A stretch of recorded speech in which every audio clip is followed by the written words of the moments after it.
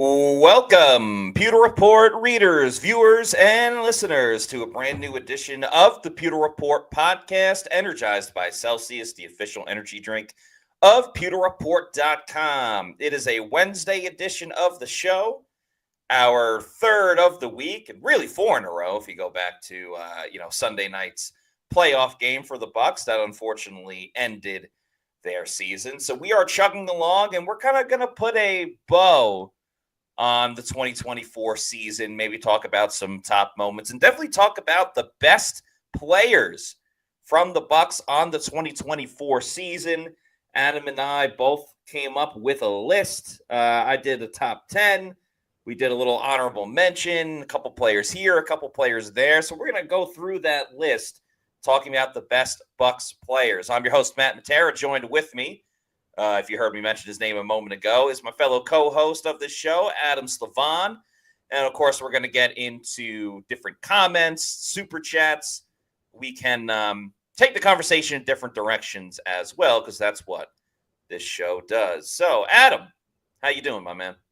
Matt, I'm doing great. Really happy to be on with you. And after listening to you and Scott over the past few days, Pewter people, if you haven't watched those past few episodes where you and Scott, you guys went an hour 43 minutes, like a very long podcast, but very informative. And when you kind of want to put a bow on this season, I think it's important to acknowledge the good and kind of look at ways to improve on the negatives. And we're going to spend a lot of time this offseason kind of assessing the latter and ways that the team can improve. But you also have to focus on the good. And I think there's plenty of good when you look at the 2024 Bucs team. They were a 10-win team. And when you look at the whole league landscape, over half the other teams in the league would probably envy the season that the Bucs just had. And there were plenty of performances and moments that are definitely worth talking about as you kind of look at the best players, the best moments. There were so many. There were definitely more highs than lows, in my opinion, and a lot of it has to do with the emergence of this offense and Liam Cohen, who we have to talk about, who was interviewing with the Jaguars today. We'll talk about Liam Cohen in just a second. I know people in the comments want to get to it as well.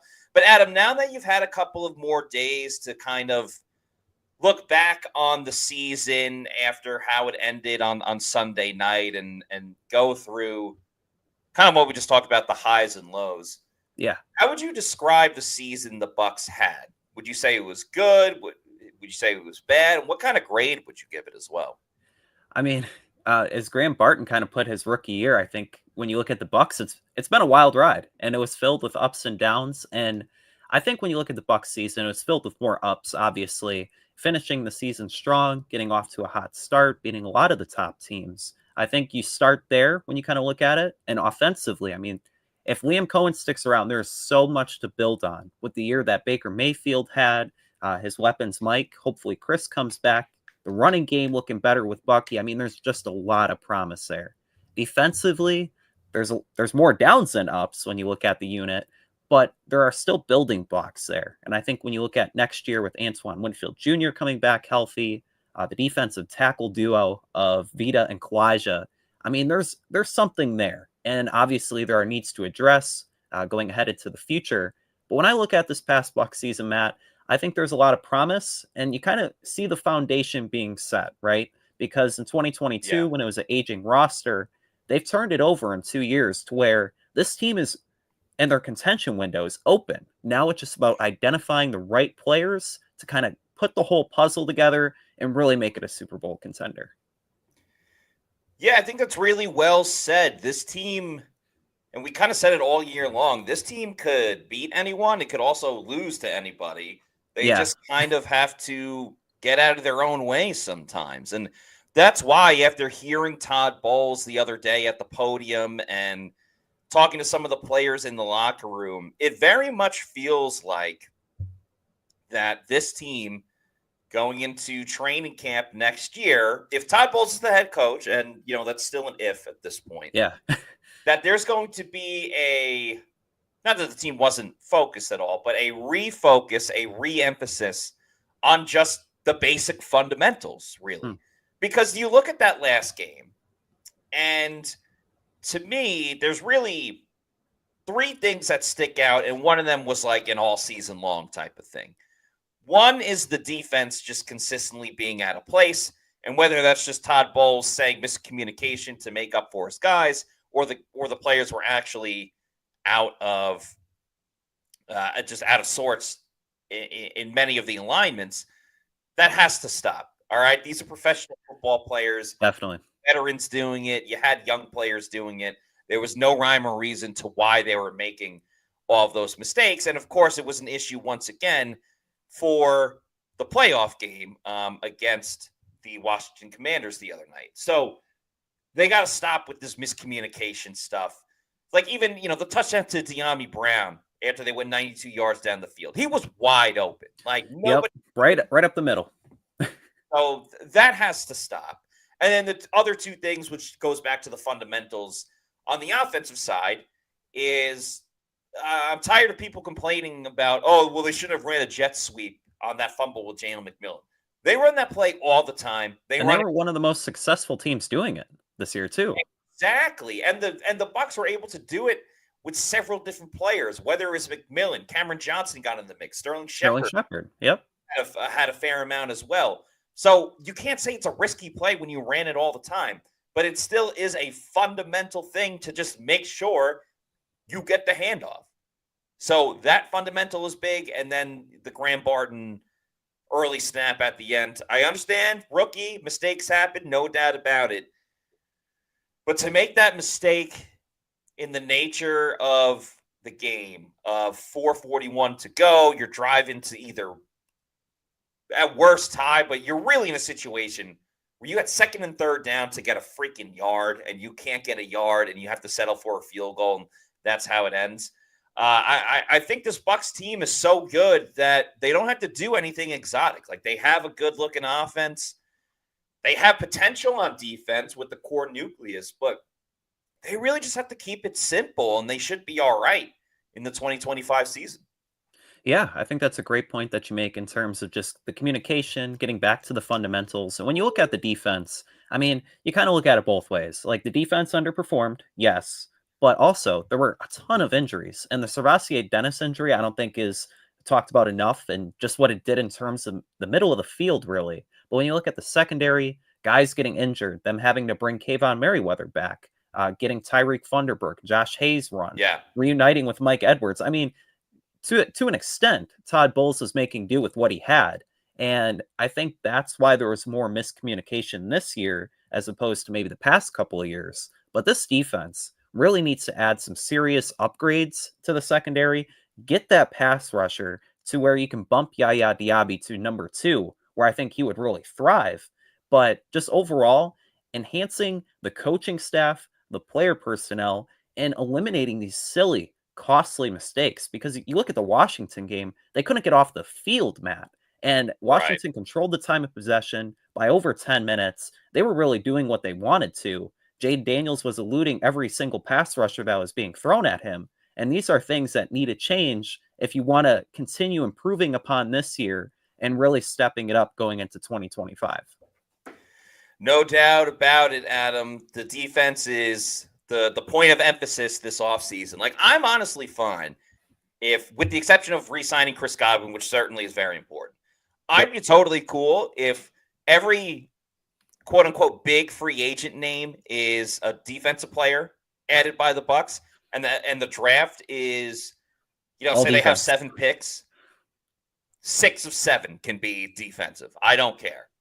Because even last year, there's a lot of emphasis on the offensive side, and understandably so. I mean, there were a lot of picks that did go to the offense, and I don't think the defense necessarily suffered from just not having like a first-round pick that was a defensive player, because they did go second round with Chris Braswell.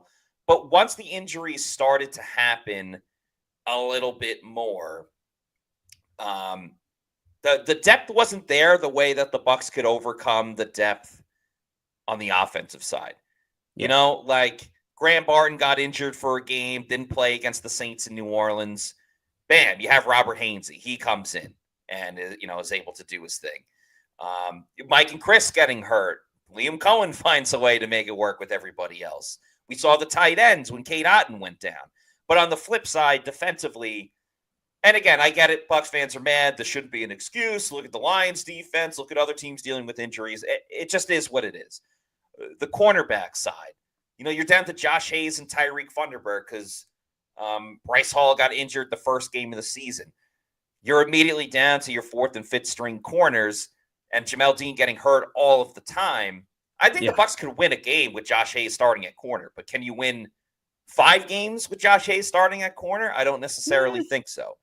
The safety position, just, again, the whack-a-mole of Antoine Winfield Jr.'s out. Oh, he comes back, but now Christian Izzian's on IR. And then, unfortunately, Jordan Whitehead got into the car accident. So there was just so many different things that, really hurt and plagued this team. And another thing that may really hurt the Tampa Bay Buccaneers is if Liam Cohen departs or if he thinks about departing this offseason. So Jordan Schultz, a national reporter, he tweeted out about half an hour ago, a little bit more than that, but less than an hour ago.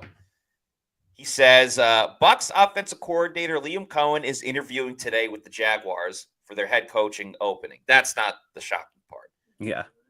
And he goes on to say, he is believed to be a top name to watch in Duval, though their search is still considered early. And it's interesting reading that because things seemed like that they were falling into place for the Bucs, where Liam Cohen could potentially be back next season, because with the Cowboys, they let go of Mike McCarthy, but that all of a sudden makes Mike McCarthy a candidate for some of these other teams. And the Cowboys always want the splash play. They want the Dion big moment. So exactly, they wanted Dion. Then there's reports that they want Robert Saleh because he's been a head coach before. And I know Saleh's not a flashy name, but he was a coach in New York. So naturally, his name kind of elevates a little bit more than some other guys. And you hear the Raiders are really keying in on Ben Johnson. And then you exhale a little bit because you're like, oh, my God, like Cohen would love to be with Brady. But if the Raiders have their attention on Ben Johnson, then that's fantastic. And does Liam Cohen want to go to the cold weather in Chicago and a team that is going to be in the NFC North, which has a lot of good options, and maybe Mike McCarthy goes there? It seemed like everything was aligning perfectly where the top teams that Cohen would probably be likely to go to would find somebody else. But then all of a sudden, those pesky Jacksonville Jaguars, who seem to be obsessed with Bucs assistant coaches, of course, they almost hired Byron Leftwich back in the day to be their head coach. Now, Leftwich obviously has a lot of history with the Jaguars. But then this time around, man, it would be really tough to see Liam Cohen go in general. But to see him stay in the state of Florida, a team that they had training camp practices against last season, back in Jacksonville, that makes this situation very, very dicey about what to do with Liam Cohen and Todd Bowles as well.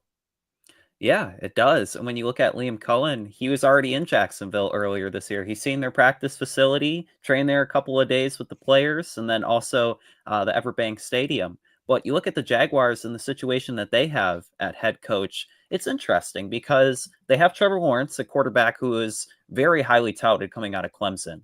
Travis Etienne, Brian Thomas Jr. had a great rookie season, and they still have other players as well. Yeah, with Gabe Davis, Christian Kirk, Evan Ingram. I mean, there's enough there to piece it together where they can have a presentable offense. But the Jags organization, talk about dysfunctional when you look at like the past decade. Their best year was with Blake Bortles at quarterback. I mean, this is not going to be a situation where you're really going to be contending in the next couple of years. But at the same time, that's a weak division outside of Houston. The Indianapolis Colts, they're kind of stuck at 500. The Tennessee Titans, they're really bad right now. And so you kind of think that maybe Liam Cohen could go there. And that's probably the best fit in terms of the available jobs that are presenting themselves. And one name to watch, you mentioned Robert Saleh with the Jaguars. Like, he was a coach there a decade ago at one point, I think as a linebackers coach. And so he could be a name to watch there as well. But obviously, Liam Cohen, he's probably the top name in mind there. And it would be really interesting if he would consider leaving the situation that he has with the Bucs for something like just so less like formulated. Like there's not a foundation there like he has in Tampa Bay. Scott Reynolds of PewterReport.com, you may have heard of him. He also said the Jaguars are a serious threat to hire Liam Cohen away from the Bucs if the interview goes well and results in an offer. Sky's usually on top of a lot of these things. I mean, he was one of the first people to say that the Raiders may hire John Spytek, and it's looking like that in that sense. So hold on to your hats, folks. I know I sure will, because that's the other side of it, is if Cohen gets offered the job to the Jaguars, well, then it essentially scraps our plan for the PR roundtable that we did earlier this week, which was what do you do with Todd Bowles? Do you keep Todd Bowles? Do you move on from the TODD? And while some of us had different responses and a little bit of different reasonings, the general consensus was keep Bowles for one more year if you have Liam Cohen as your offensive coordinator. Because I don't know at this point, and I stand by everything I said about Todd Bowles, the reason why he shouldn't get as much slack as he does, but there's certainly clear flaws with his coaching abilities and styles and everything like that. Is it worth holding on to that point if it means you lose Liam Cohen? That's $1 million question. And you look back to, I know Scott's talked about it a bunch when you look at John Gruden. And after firing him, the hotshot guy at the time was Raheem Morris. And they wanted to elevate him and keep him around after he interviewed with the Broncos. And so they made him the head coach. So if Todd Bowles, if Liam Cohen is ending up going elsewhere, gets a job offer to be the Jaguars head coach, do the Glaziers maybe say, well, we have Todd Bowles. We know what we have in him. Are we going to reach a Super Bowl with him? If the answer is no, you got to let him go and get Liam Cohen, right? Because the goal is to win the Super Bowl every season. And if they make the determination that they can't get there with this guy who's been a head coach for probably a decade between, I think, the Jets and the Bucs at this point, and you know what you have in him in terms of a leadership style, do you go with Cohen and then maybe get an established defensive coordinator? I think that's a really interesting kind of dilemma that the Bucs are going to be faced with. Should Cohen get a job offer and get substantial interest? If Cohen does become the head coach, I think, you have to have an assistant coach. It doesn't necessarily need to be a coordinator, but definitely an assistant coach that has been a head coach before. Yeah. It can kind of help you, guide you along. Certainly not with like the X's and O's type of stuff, but having the pulse of the locker room, leadership stuff, motivational tactics, things of that nature, that would be important. I know a lot of people have talked about Robert Saleh. Hey, bring him to Tampa and make him the defensive coordinator. And initially I was against it because I just think his defense runs very differently compared to the skill set that the Bucs have. But again, if they sign Khalil Mack and they bring in Dre Greenlaw at linebacker and they make all these moves, well, then you can kind of change around your defense. Especially if you have those different edge rushers, because for me, that would be the biggest thing. At least you're not seeing Yaya Diaby drop back in coverage. But Saleh would certainly fit the mold of a coach that's been a head coach before and is out there. And there's not too many former head coaches out there that I think would be okay with being a coordinator. Because, for example, like Bill Belichick, I know he went to North Carolina. If Bill Belichick gets back to the NFL, he's not taking a defensive coordinator job. Like, he's only going to be a head coach. I think Mike McCarthy is another good example of he's not coming back to be an offensive coordinator. He's only coming back to be a head coach. He's been a head coach for too long. He's won a Super Bowl. I don't know if you can kind of like take that step back. I think Doug Peterson, who obviously just left the Jacksonville Jaguars, that's another one of he's probably not going to be a coordinator somewhere else. So that's a big thing. And because I keep going back to, there's two things that really cross my mind when it comes to Liam Cohen and Todd Bowles and what the decision is. Because on the one hand, yes, Bowles is older. There's a lot of flaws like we just mentioned. If Cohen is fantastic in, let's just say Jacksonville, because that's where he's interviewing, that's a big risk to let up on a guy who, again, is 39, could be your coach theoretically for the next 20 years if things work out. And I know 20 years of head coaching in one spot is almost unheard of. So let's just say even 10 years. Yeah. A guy that you already know is great on offense. Yes, you have to figure out the other side of it. But there's something there. There's something tangible with Cohen and Baker and Mike and those guys. Then on the flip side, I look at how the Bucs wanted that same continuity and that same togetherness with Dirk Cutter, Jameis Winston, and those teams.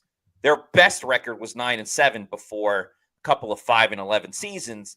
And it's like, yeah, Liam Cohen's great in one aspect of it, but if he's not great in the others, does your team fall back even further than what it's been with Todd Bowles, who, let's remember, Todd Bowles, when he took over, yeah, the team went 8-9, but they had no free agency moves they could make. Yeah, no coaching changes.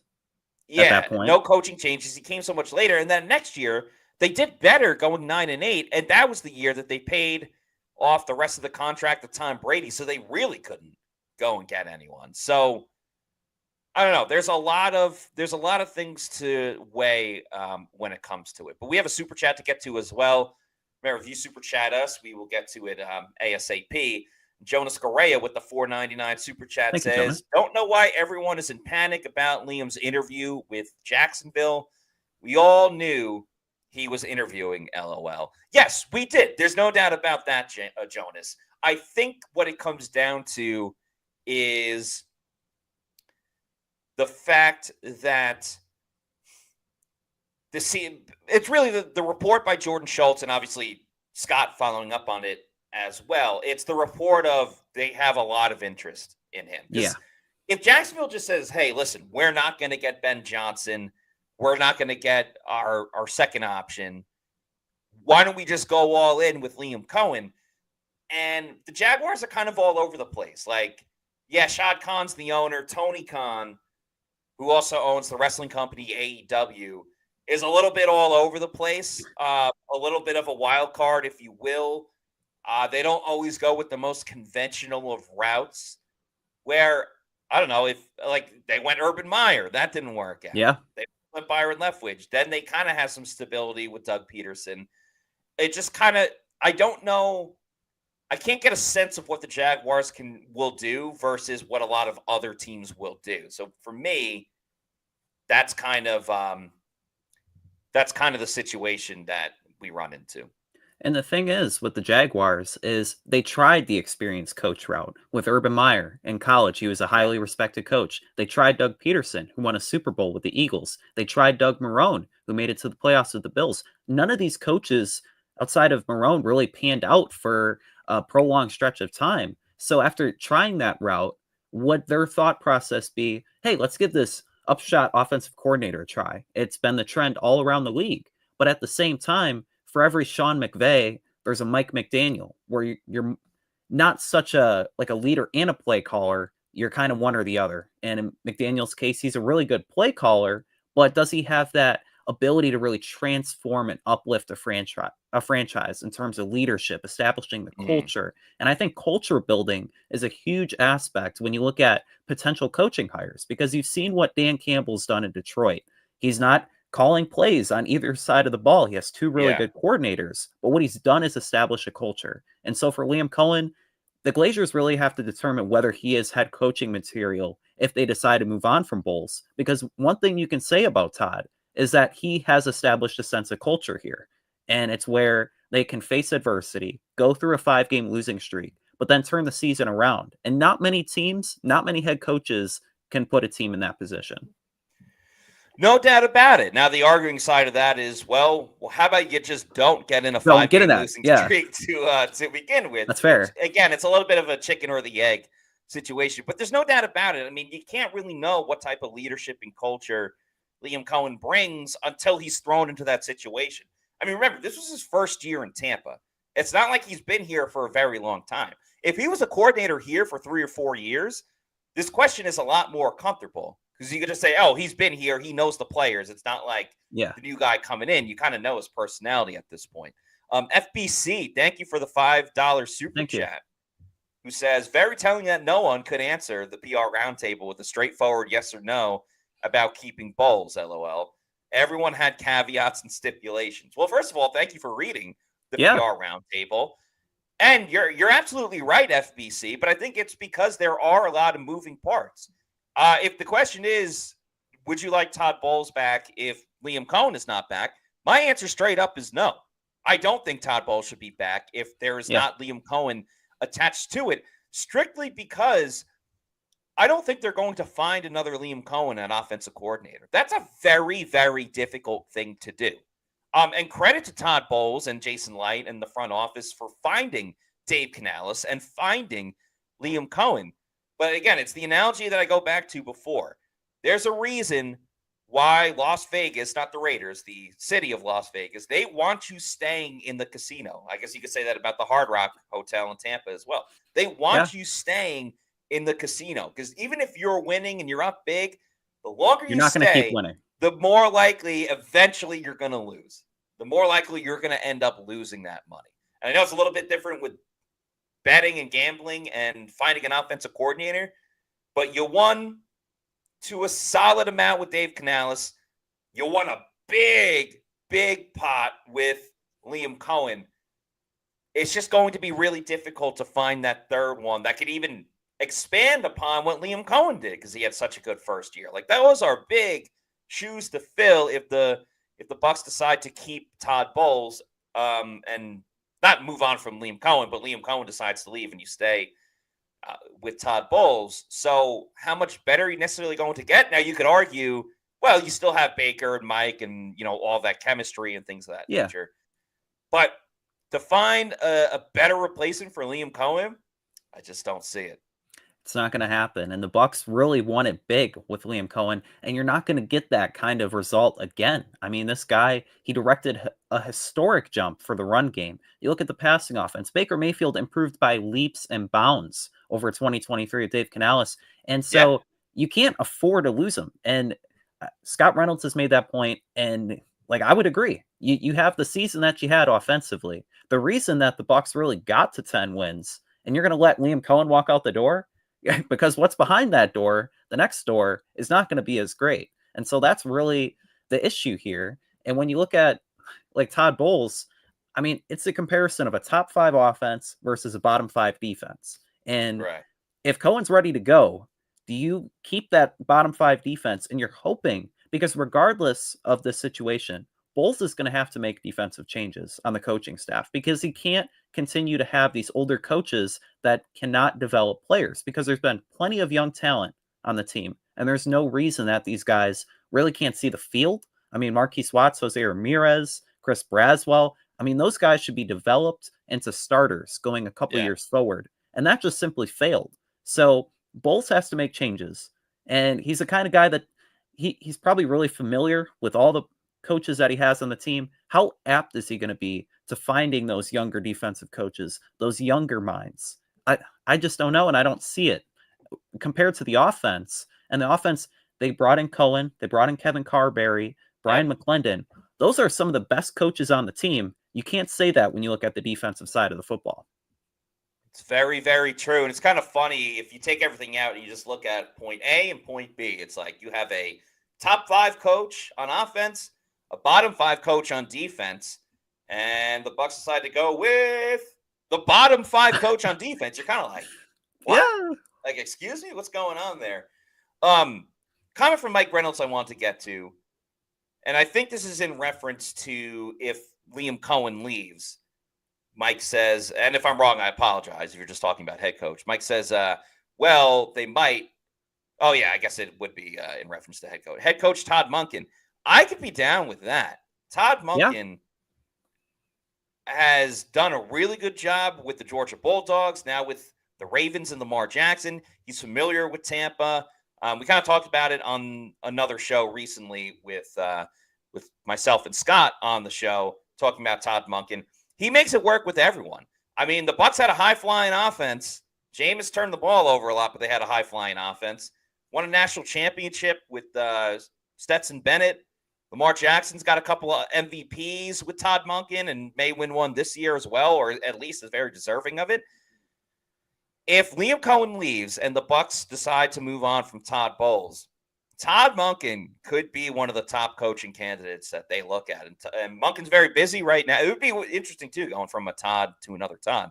Bunkin's very busy. He's got a huge game coming up on Sunday with the Ravens and the Bills. Probably the most exciting game in the playoffs in the divisional round, in my opinion. Feel free to disagree if anyone does in the comments, but that's certainly a scenario that the Bucs could go with. There's another scenario that's very important, and it is a difficult decision to make, almost as difficult as what to do with Todd Bowles and Liam Cohen and everyone else involved, and that's what flavor of Celsius energy drink to choose from, because Celsius, of course, is the official energy drink of pewterreport.com. And there's so many fantastic flavors to choose from. And that's what makes it so difficult. There's the Arctic vibe. There's the Playa vibe, or as Scott calls it, the Playa vibe, which is a pina colada flavor. You see the sparkling watermelon lemonade flavor on there as well. So there's so many fantastic flavors of Celsius. If you need to know where to find a Celsius energy drink, head on over to the Celsius store locator on their website. Punch in your address and tell you the closest place where you can pick one up. Could be a Walmart, a Target, a Publix, a Walbaum's, a Stop and Shop, or your bodega. Bodega. And after keep going to your bodega, and you know you love Celsius and you want more of it, you can buy it in bulk over on Amazon with the Subscribe and Save. I'd recommend the Variety Pack because there's tons and tons of great flavors of Celsius. You can have it sent to your place of residence whenever you want at your own leisure. Just make sure you're drinking Celsius energy drinks, the official energy drink of pewterreport.com. We're going to get into this Bucs. Yeah, go ahead. I want to get back to that Todd Monken scenario because I think you outlined it really intriguingly. And okay, let's say Todd Monken, like head coach scenario, where would you put that? Is that option A, B, or C? Because I think it's like an interesting question because let's say Liam Cohen leaves. Would the Bucs organization panic and try to get a guy that could be offensively minded in Todd Monken? And if so, what would happen to the rest of the offensive coaches? Would Kevin Carberry leave and go with Liam Cohen? What would happen to the position coaches? And then a whole other question would be the defensive side of the football. Would Monken be able to bring in defensive staff guys? I think that's an interesting question. It is, but you'd have to do that with any new coach that comes in. Yeah. So a lot of the offensive guys probably go with Liam Cohen, but Monken could probably bring a good amount of the Ravens guys with him.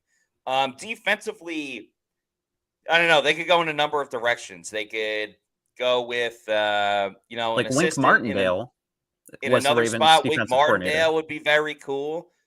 Used to be the D coordinator of the Ravens, was for the Giants as well. Then he was coaching at Michigan. So he was just in Tampa not too long ago. And the big thing is Todd Monken coached with Baker Mayfield before. So not many other of those candidates can say so, and got a lot out of Baker as well. So it is a tough one, but I think the familiarity is very important. Yeah. Okay.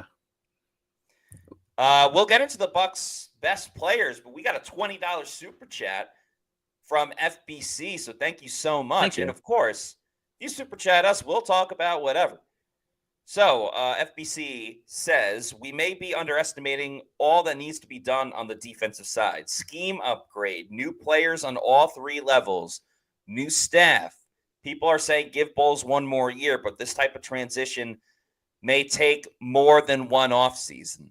Well, I don't necessarily think so. If Bowles is there, I mean, he's still going to be running a 3-4 defense. You're finding two new inside linebackers, one corner, and a pass rusher, assuming that Yaya Diaby's your outside linebacker too. I don't think everybody else has to learn a new system. I think those guys just have to learn the defensive system. Now, if it's a new defensive guy that comes in, and let's just say he runs a 4-3, it does make it tougher. But again, the offenses had to do that over the last two seasons. They are professionals. They get paid to figure out what the defense is looking like. And also, Bowles is considered one of the most exotic scheme designers in the NFL. So if it's difficult to figure out the Todd Bowles defense and you get that under wraps, a simple 4-3 defense with a number of different blitzes will probably increase and speed up the learning curve because Todd's defense is so tough that something a little bit more simplified may actually help this unit in particular. Yeah, that's a great point. And I like the contrast to the offense because really Baker Mayfield, he had to learn two different systems. Plenty of the offensive players, they're in their third system in 3 years and they've been thriving. So why can't the defense do that? And I think when you look at defensively, the needs, I mean, they're pretty simple. You get two inside linebackers, even if Levante David returns, I think you have to get two. I think you add a high upside Yeah. kind of free agent, and then you draft one maybe on day two of the draft. There's plenty of intriguing guys there. You add another member of the secondary, and you get that dude in the pass rush. Trade for him, Jason Light, if you have to. Get that Trey Hendrickson, the Max Crosby. Really spruce up the defense somehow, some way, because really this defense is not getting it done. And I think any change that you make will probably be for the better at this point. I could not agree more. It's all about going all in for this season and preferably next season as well. But we're going to talk about the 2024 season, the best players from this year. So Adam and I spoke about a number of players. There's a lot of overlap for sure. There's a couple of honorable mentions as well that we'll get to. So if you guys and gals want to as well, feel free to put in the comments your top 10 Bucs of the season. You could do honorable mentions as well. And we'll kind of go back and forth with our thoughts on it. I had at number 10, and hopefully it's not his last year playing, but I had at number 10, LVD, Levante David. Now, there's not going to be a lot of defensive players on this list because the defense was, the more struggling side of the football for sure. And I understand Levante David had some of his flaws this year, particularly in pass coverage. But let's focus on the positives, right? He had 5.5 sacks this year. That was in the running all year long with Vita Vea and Kalijah Cansey for getting after the quarterback. He showed his blitzing ability, which he didn't have to do some over the past couple of years because they were sending Devin White. But this year with KJ Britt and JJ Russell and players of those natures, this season, Levante was able to blitz a little bit more, and I think he's still great at stopping the run. He can still anticipate and react to a play as good as anyone. And I thought he left it all out on the field in that wild card game. So that's why I have Levante at 10. Yeah, I also had him on my list of top 10 players. And what I liked about Levante is that even at 34 years old, he still played really well. You mentioned the 5.5 sacks, the highest total of his career going back to his second season when he had 7, I believe. So really just impacted the game in terms of pass rush when they couldn't get it in other areas. And he had 122 tackles, which led the team. So really remain that anchor of the middle of the defense, which is something that you can appreciate. Levante's done it all 13 years of his career. And while he may have taken a step back in coverage, I thought he made up for it in other areas of the game, such as blitzing and even just accelerating forward. I thought that he did well in containing stunts and different runs. And what I like most is that he saved his best for the postseason. That's when you rely on your big players and big moments. And Levante, he left it all out on the field. Even though he left the game with an injury beforehand, he was doing his part. He was the best defender on the field. And so I think that's why he deserves mentioning. Lord Jimbo, too, comes up with their top 10 list. Says, in order of 10 to 1, Zion, Cansey, Mauk, Gedeke, Otten, Mike, Bucky, Baker, Vita, Wirfs. So you have Tristan Wirfs as number 1, Baker at 3, and Mike at 5. Very, very interesting. I appreciate your input, and follows that up with Levante was right on the edge with J-Mac in that while he was really good when he was on. When he was bad, he was atrocious. I think that's fair. That's why I kind of had Levante towards the end of the list. And that's why this next player, I think, started out really well, petered off during the second half of the season. But I still think overall his growth to this team is very important. So I have Zion McCollum at 9 on this list. Now, Zion has solidified himself as a starting corner on this team. He also won the Mark Cook Good Guy Award for being the most open with the media. So appreciate that. And RIP Mark Cook.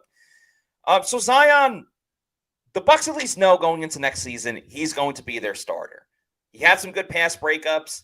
He had 2 interceptions on the season, if I'm not mistaken. The second half didn't really get those interceptions. Got beat a couple of times. What I want to see from Zion more is, and we spoke about it with him on this show. And we were seeing this in the beginning of the year. He was making more breaks on the football. He was seeing the play happen a little bit earlier. Yeah. I obviously want him to intercept the football, but I want Zion to get more significant pass breakup. So what I mean by that is, like, even in Sunday night's game, Zion had a pass breakup where the receiver caught the ball in the end zone and then was able to knock it out right after. Great play, but knock it out beforehand, man. Like, knock it out while it's still in the air so you don't even have the worry or the threat of, the team putting 6 points on the board. I like where Zion's at. I thought next season was really going to be the year where he takes a big, big stride, but he did it a year in advance. So shout out to Zion. There's not going to be questions about him this offseason. It's all about Jamel Dean. But based on what he did in the first half, I think is what, for me, puts him on this list. Yeah, and I think 9 is a fair placement for Zion. I really liked his improvement and the leaps that he made, because the big question going into the season is, would he be able to fill in for Carlton Davis, who was traded to the Lions? And I thought he did that and then some, especially in the first half of the season. I believe through 8 games, he was PFF's highest graded corner. And I thought he played more aggressive in the first half than he did in the second. I don't know if that was like just a defensive scheme, but overall, his numbers were really encouraging. He had 82 tackles, which for a corner you don't want, but at the same time, he was a solid tackling corner, and he's made such big leaps in that compared to his rookie year. He had 17 passes defended, which was nearly double what he had the year prior, and he was always around the ball, just kind of playing sticky coverage. And the 2 interceptions, the first 2 of his career, you obviously want that to be more. Earlier in the year, he said that he wanted 6 of them. He didn't get there, but I think, like you said, he did enough this year to maybe think that he can do it next year. And while the secondary does need another playmaker, I think he will continue to grow in that regard. So Zion at number 9 is fair, and I'm excited to see where he will be at this time next year. And with a better pass rush, a better outside linebacker, it helps everybody involved. Moving on to number 8, in a shocking turn of events, I have this player on the list, and Adam, who adores this player, is not on the list. Coming in at 8 is right tackle Luke Goedeke. Now, it's not easy to make a top 10 list. There's one player that, in the honorable mention, I'm excited to talk about because I think people are going to be mad that he's not on this list. But coming in at number 8 is Luke Goedeke. And just overall, his career arc, and it's still a very young career. He just finished up his 3rd season. But to go from struggling as a starter at the guard position, getting benched, getting injured, but then getting benched kind of after it based on poor play, to it being a big-time gamble to start him at right tackle, which was his position when he played college football, but it was still a risk based on what Tampa Bay had going for them. To really solidify his role last season and then just be even that much better when he came back from the concussion injury, the Bucs have no questions at offensive tackle. They put Luke Goedeke on an island that time without a lot of help going up against the best pass rushers in the league. His PFF grade, I think it was 74. That was 27th best in the NFL.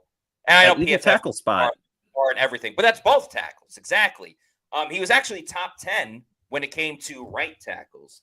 Yeah, he was exactly 10th. So has good, I feel like talking about a student, has good grades, has a good PFF grade. He seems like he's only getting better. He can go up against any pass rusher. Yeah, he gets a couple false start penalties here and there, but the Bucs have a great thing going with 2 anchors on the offensive line. Obviously, Tristan Wirfs, who we'll get to later on this list. That's not a surprise to anyone. And Luke Goedeke, I wanted to give Luke Goedeke his props, so I have him on 8. Yeah, I just want to say, I'm objective when I don't have Luke Goedeke in my top 10. Yes, he very would have much been. So. He would have been my first honorable mention. And like you said, the strides that he made in his 3rd year, definitely worth acknowledging. And Todd Bowles, when he was asked who has made the biggest strides this year, the first player he mentioned was Luke Gedeke, which I thought it was great to hear. And Yes. Gedeke, the way that he bounced back from his concussion, he came back and really solidified the tackle spot. I thought Justin School did okay. You could notice when Luke Gedeke was in there, and he did more than just have a nice PFF grade and limit pass rushers. His ability to be tough and that tenacity. I mean, you heard him mic'd up last year, and he brings that toughness on the field, that trash talking element. Like, he's best buds with Baker for a reason. And I really like the growth that Luke Gedeke's had. You mentioned that he ranks as a top 10 right tackle. I could even see him being a top 5 right tackle in due time. And give the man his payday. Like, over the offseason, he needs to get paid, and to really just solidify himself in this league, I think he's done a great job. That's what I was going to say next is he's probably due for a contract extension this offseason. Wouldn't be surprised if it comes through. And when he does get that money, definitely would recommend to invest it wisely and to hold on to it wisely. And if he's going to deal with this money, to use it with Muni Financial. At Muni Financial, we help you live in the now. Dude, congratulations. We're so happy for you. Thank you. And even though the now may feel very different, you still need to plan for the future. How's retirement treating you? Oh, just fantastic. I know I say it all the time, but you really got to come up to Colorado. Let's do it. All right. Yeah. We can help you develop that plan to keep you on track, so you can still prepare for tomorrow, today. Muni Financial. Plan ahead, stay ahead. That's right. Muni Financial has proudly been serving clients across the country since 1980. They can help you with a number of different financial situations, whether it's brokerage services, legacy and retirement planning, annuities, sales and trading. They can help set up a college account for your kid as well if they want to go to college. And they have offices all over. Yes, in Colorado, if you saw from the video. Yes, in Tampa. But you could be in Oklahoma like Baker Mayfield. You can be out in central Michigan like Luke Gedeke. Wherever you live in the continental United States, you can go and check out Muni Financial. So give them a call. It's absolutely free. Get a free consultation and see how Muni Financial can help you. Okay, moving on with this list. Coming in at number 7 is tight end Cade Otton. I think this was a major step up for Cade Otton this year. 600 receiving yards in 14 games, 4 touchdowns. Yeah, the knee injury late in the season didn't help, but he improved as a blocker, and he became the reason why he's on this list at 8. And it's not because his number is 88. Or sorry, he's at 7 anyway, so that wouldn't make a difference. But when Mike Evans and Chris Godwin were out, the run that Cade Otton went on, being the top target on this team, bailing this offense out in a number of different situations, to me showed that, yeah, maybe he's not always going to be the top guy because you have Mike Evans and Chris Godwin, but there's something in him that he can take his game to the next level when it's needed. And even, he comes back from that knee injury. He has a big catch and run in the game to get the Bucs down to the 20-yard line. He's a little bit of a Swiss Army knife. I really like the overall tight end room that the Bucs have, but it starts with Cade Otton. So that's why I have him 7th on this list.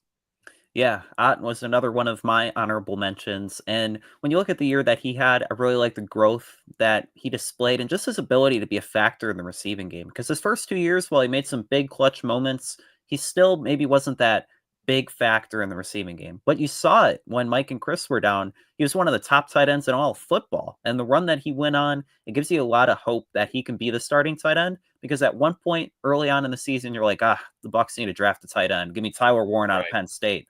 Now that conversation shifts to you have Cade Otton, you have Payne Durham, you have Devin Culp. It's a young tight end room, but it's a promising tight end room. And Otton, he's leading the charge. And also like what he did as a blocker. I thought he made some good strides there.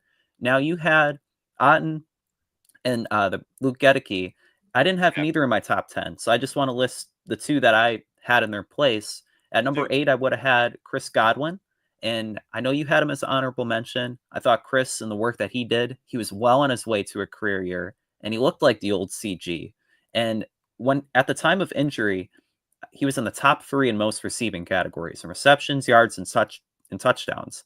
And I thought that Chris just had a really good year that was worth putting him in the top 10. And then the other guy that I would have had on my top 10 was Chase McLaughlin. And McLaughlin, he's money. You can cash it in when that man is kicking field goals. He was 30 of 32 this year. He displayed it from range, going 8 for 10. And he's one of the most underappreciated kickers in the NFL. I don't think his name is mentioned among the top ones, but it should be. And I think he has that clutch factor. You know, when you put him out there for a 54-yarder, he's going to make it more times than not. And I think you can already say that he's the best kicker in team history. Yee says, Money Max sighting. You're certainly right about McLaughlin. He had a fantastic year. The only reason why he's not on the list for me is just it's tough to compare a kicker with, with the skill position players. It's a little bit of apples and oranges. But there's no doubt he had a great season, and I don't think I wouldn't get on anyone's case for having him on the top 10 list. He's certainly worthy of honorable mention, which that slipped my mind. So we'll put him on the honorable mention list, which is just me writing that down on a notebook. But anyway, McLaughlin, absolutely agree with. Great season. For Chris Godwin, it was just he played, 7 games? And he was on an unreal pace. I mean, he was in the top 3 in receiving. He had a great year. If he would have played double digits, even like 12 games, I probably still have Chris Godwin on this list. But I think it's just the short amount of time that he played, which is why he's not on. But there's no doubt, if you just took like best performances, Chris Godwin's on the list. I mean, one of my favorite plays from this year is when Godwin scored the touchdown against the Detroit Lions, when they faked the the bubble screen to the running back. I think it was either to Bucky or Rashad White, because they were in the pony package. Shout out, best package in all of football, and then went deep to Chris Godwin. So that was one of my favorite plays. It has nothing to do with like the talent or my belief in Chris Godwin. It's just about the amount of time that he was able to play. But definitely a good topic of conversation. And now we will go to number 6 on this list, who by next year might be in the top 2. And that is defensive tackle Kalijah Kancey. 7.5 sacks on the season. Missed really the first month of the year. Just a menace getting after the quarterback. There was questions when he got drafted about his overall size, but I don't think there's any question now. That speed is off the charts. He can get after the quarterbacks. He can defend the run. The only thing that stops him is his calf in August and early September. That's the only thing that slowed down Kalijah Kancey. There's a case to be made that he could get 10 sacks if he's able to play a full season. But, man, he is just a really exciting player. Yeah, and for what you could say about the Bucs' outside pass rush, there is no denying what Kalijah Kancey and Vita Vea do on the inside. And Kancey, he had more sacks than Vita Vea this year, led the team with 7.5. Yes. And just seeing him after he came back from the calf injury, there is no denying the strides that he made from year 1 to year 2. Even when he wasn't on the field, he came right back in and he was making plays. And you kind of want to see him get a takedown on Jaden Daniels, pictured here. Missed him a couple times on Sunday night, but going into his 3rd season, I think Kalijah Kancey, there's still untapped potential there. A full season will really benefit him, and I think that's a fair placement. And Kalijah Kancey, he could be one of the best pass rushing defensive tackles in all of football. I think he's on a way better pace 2 years into his career than Vita Vea has been, which is definitely crazy to think, because Vea's been insane. I actually have Vita Vea at number 5 on this list. Now, you could argue he should be in the top 4, but I would also counter just with the Bucs defense has been so bad. Are you really going to have a defensive player, on that Mount Rushmore, if you will, of this season? But Vita Vea, 7 sacks, voted to the Pro Bowl, lined up at goal line as well. I mean, the double teams that he takes on, I know Kancey led the team with 7.5, but still 7 sacks with what Vita Vea is asked to do. His hustle, I mean, when he dropped back in coverage and made the tackle against the Cowboys to get that stop on 3rd down, to get the Bucs the ball back to potentially win the game. I mean, he's so important to this team. It starts and stops with Vita Vea. He's just an unreal player, and the Bucs are lucky to have him. Yeah, You said it. You said it well. And what I like about Vita Vea is that his off-season conditioning was a big storyline, and it paid Yeah. off. He played 16 games, which was really impressive for your 350-pound nose tackle. Just his durability, the career high in sacks was 7, plugging up lanes, rushing, and then he's a huge fella, but he's also huge for Kalijah Kancey because those two together they play off each other really well. And when you have one, you got the other making plays. And so just really like what Vita did. Now, you mentioned Kalijah Kancey at 6. The guy I had in his place is someone he gets along with really well. And that's Yaya Diaby. And Yaya, he didn't have the sack numbers. But what I liked about him is that he consistently applied pressure. Tied for 9th amongst edge rushers with 65 pressures. He finished the year off strong. And you kind of want to see that going into his 3rd season. But Defensive Player of the Week in Week 18, the talent's there, and I thought it really translated. By far, he was the best outside linebacker, and just someone that, while the outside linebacker room wasn't great, he was a big reason why it kind of stayed afloat at times. Yaya played better in the second half of the season, and like you mentioned, the Defensive Player of the Week in Week 18. I just kind of look at it as did not take that step forward that you wanted. The king of pressures, don't get me wrong, but I mean, those pressures, what do they come about to? I don't necessarily know. Great in stopping the run. I'm optimistic for Yaya next season. I just couldn't put him on the list based on our expectations for him. And maybe those are too high of expectations. I'm not sure. But moving on, we have a super chat that we need to get to because a little bit of a touchy subject. FBC, thank you for the $2 super chat. Says, if Ducky Irving isn't number 1, I'm unsubscribing. Well, that breaks my heart. Thank you for the super chat, FBC. Thank you. Unfortunately, I do not have Bucky Irving as number 1 on this list. I actually have Bucky Irving coming in at number 4. However, by the end of next season, he could be number 1 on this list. There's no doubt it was an insane season for Bucky Irving, what he was able to do, a catalyst of this run game, completely turned around the Bucs run game, had over 1,000 rushing yards, which was the first time a Bucs running back has done that since Doug Martin over a decade ago, ended up with 1,122 rushing yards, 8 rushing touchdowns as well. He also pitched in a receiving touchdown on the season too. So I'm not denying anything that Bucky did. He was unreal this year. I mean, the crowd chanting Bucky, Bucky, Bucky was awesome. I think part of it is because he's a rookie and there's still so much more to go with his career. So maybe 4 is a little bit too long now that I look back at it, but the top 3 are heavy hitters. It's nothing against Bucky. It was an unreal season. I think he's the best offensive rookie outside of some of the quarterbacks, and awards always go to quarterbacks anyway, and might be the pick of the year with Bucky Irving in that 4th round by the Bucs. So love everything about Bucky. He'll be moving up this list as his career goes on. But yeah, that's where I have him at 4. That's fair, and I toss kind of between 3 and 4, but I think your top 3 is a pretty solid one. But when you look at Bucky Irving, you mentioned pick of the year. Talk about a draft day steal. Jason Light, he finally found his running back, and he found a good one in Bucky Irving. Just a truly dynamic guy, somebody that opened the game up more often than not with his dynamic runs. I mean, 2022, 2023, you weren't getting those big explosive plays where you have Bucky Irving cutting from one side of the field to the other. Defenders, they're down on the ground. They can't get him. Over 1,100 rushing yards, really impressive, 5.5 yards a carry. And also as a receiver, it kind of goes underrated. He had 47 receptions on 52 targets. Just really efficient in the passing game, made things happen. And I think 4 is a great spot to put him. And he was really key to the run game's historic jump year over year. They took the biggest leap in yards per carry from 2023 to 2024. And that guy on the screen, he was the reason why.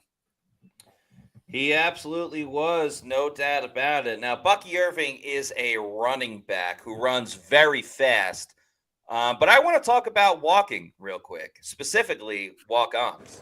Yeah, so what happened out there tonight? We struck out at home with leftovers, then we remembered walk-ons. What effect did the situation have? Spirit soared. Nick took on a burger. Jen obliterated her ribeye po' boy. And speaking of spirits, Laura even scored a real tasty cocktail. She needed that. Any lessons learned today? Yeah.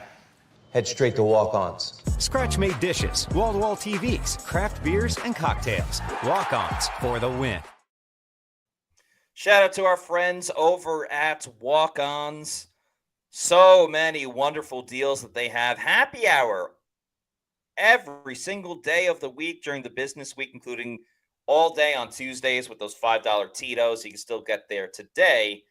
Enjoy their wall-to-wall coverage. Some different drink deals you see there. Some great food as well. And a big week of football coming up. I know the Bucs aren't playing, but there's still lots of fun games to watch. The divisional round games are pretty exciting, and they have game day specials on Saturdays and Sundays as well. You can get Michelob Ultra, Bud Light, and Budweiser pints for $4.49 and 22-ounce drinks for $5.99. Check out their $5 Heineken Silvers and $5 Neutrals as well with assorted flavors. There are 3 walk-ons in the Tampa Bay area, one in Lakeland, another in Wesley Chapel, and one more in Midtown Tampa, pretty close to Raymond James Stadium. So shout out to Walk-Ons. Get there for some great food and drinks and enjoy the overall atmosphere. Number 3 on this list, someone that is getting some big-time accolades and will hopefully eventually be a Hall of Famer. Left tackle Tristan Wirfs did not allow a sack on the season. He got first-team All-Pro. So he's the first player in NFL history to receive an All-Pro on the right side of the offensive line, where he used to play right tackle, and the left side of the offensive line, where he now plays left tackle.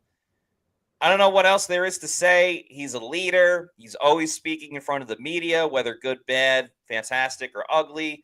He's a great player, a better person, and he's going to be here for years to come thanks to that extension that he got. He's just the man. He's the best tackle in the league. Yeah, he is the man. And on my list, he would have been number 2. But Tristan Wirfs, you talk about the best tackle in the league, just a stud. And I would say he's on a Hall of Fame path and could arguably be, if he keeps this up for another decade, Matt, the best player in offensive Bucs history. Because what Tristan Wirfs does at the tackle position is remarkable. He had a 93.7 pass block grade, only allowed pressures on 2% of all the snaps. You talk about 0 sacks allowed on 638 of those snaps. And what he did for the offensive line in general, because he's not just the anchor on offense, but he's also critical in Luke Gedicke's development, best friends with him, weight room buddies, Cody Mount, Graham Barton, even got a good play out of Ben Bredesen. It starts with Kevin Carberry, but what Tristan Wirfs does in that room too, I think goes a little bit understated because he's a leader, he's a captain, and he's the best at what he does. So give Tristan Wirfs his props, and top 3, wherever you put him, I think is a worthy spot for him. Love this comment from Shaggy who says, Trist him. He is him. Very, very true.